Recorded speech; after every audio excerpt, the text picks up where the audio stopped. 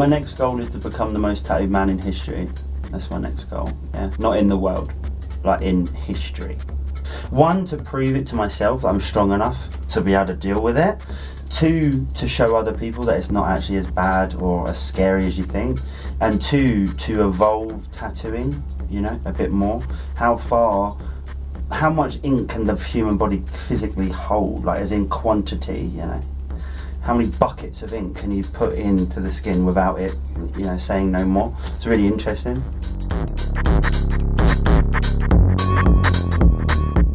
I started piercing about 11 years ago because I wanted to do harder, more extreme body modifications, and the only way I would know, you know, gain the knowledge is if I started at the bottom. So I got trained professionally as a piercer. Piercings to me don't make people attractive. They give the person character, you know? Like, that's not to say that they're like a better person or not, that's got nothing to do with it. But it gives you a little bit more of that, like, oh, they'll understand, they're quirky, you know? Even if you have 1, 2, 5, 10, doesn't matter. Septum jewellery is, in my opinion, the nicest because you can do so much things with it, you know? You can do like diamonds, black, big, small, round, you know, whatever. As the years went by, I got more and more interested in like deeper, more hardcore body modification. So I started to do a little bit of that, started to travel around the world a little bit, and I started to just not get bored of it, but just started to feel like there was something missing in it, you know? Because body modification, you can only push it so far. You can't, you know, the body's got limitations where the mind doesn't, you know? So the mind is continuously wanting to do something bigger and better and crazier, but the body won't, you know, will only allow a certain amount. So I started to experiment with paints, bigger canvases, like drawing, sculpting, different stuff. And then I kind of grew this habit of just like creating really weird, psychedelic, abstract art. And then that became a thing. And now I try and put my art into tattooing on skin, and it has like a whole different dimension to it compared to on paper, you know. Wow. I find a lot of my inspiration from other artists, from books, from internet. Internet's great. But also travelling as well. Travelling is massive to what I've done in the last year.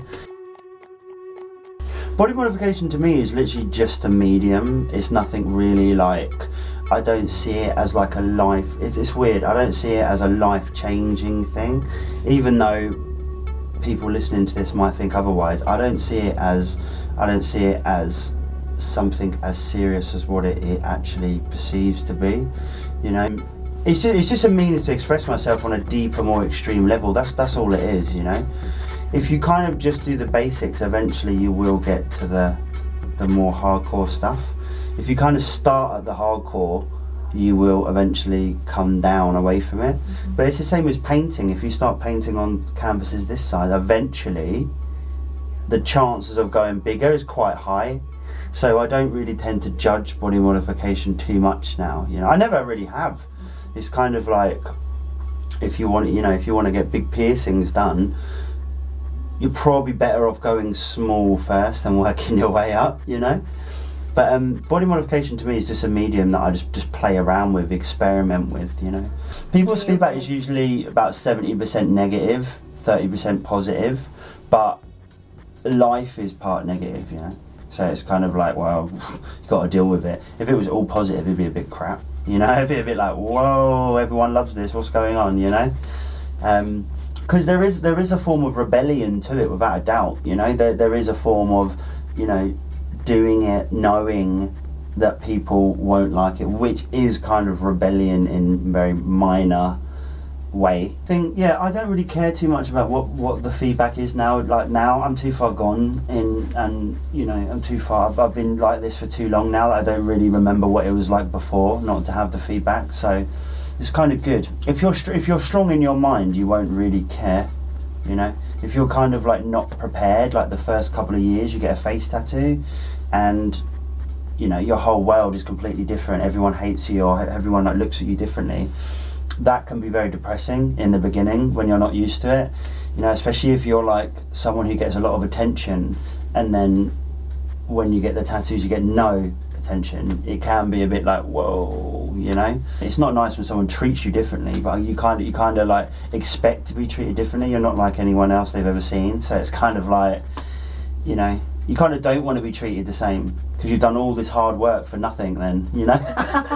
You don't want to be treated like the average. You do in some respects, but you sometimes you don't. You want people to respect your decision and to not treat you differently, like better, but you kind of, don't know, like when you go into a restaurant, for example, you want to be treated just the same as everyone else.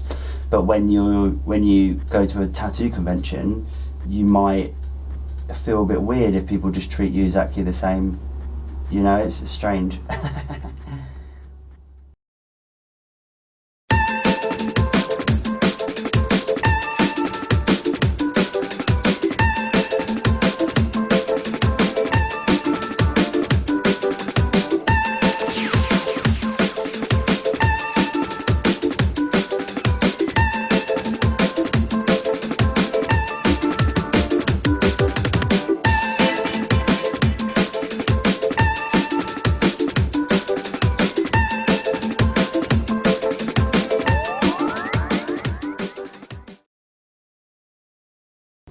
The jewellery is constantly evolving, you know. There's not going to become a new piercing, you know. Piercing's been around for thousands of years. All the piercings you can get have been done, you know. You can't get any more done, but the jewellery is continuously evolving. Rose gold, silver, diamonds, opals, pearls, everything is evolving. So that makes it an industry that will always be around, you know. Piercing's never going to die out. My biggest advice to anyone, and this is a little bit for myself as well sometimes, anyone who's a designer, a documentary maker, anyone who's a piercer, jewellery, whatever, tattoo-wise, I'd encourage them to jump. That's the only word I'd say. I remember my teacher years ago, he said to me, if you don't jump, your parachute will never open, you know? Yeah. So you have, in your head, you have all the right ideas for the documentaries that you want to do, but until you go from here to here, you won't ever do it, you know? So my biggest advice is push the jewellery as far as you can go, you know? All the people that have the best shops, the best clothes range, they all jumped. None of them just woke up one day and was like, famous. That's what I would recommend. But it's also for myself as well, you know, just to remind myself, yeah, keep going, keep going.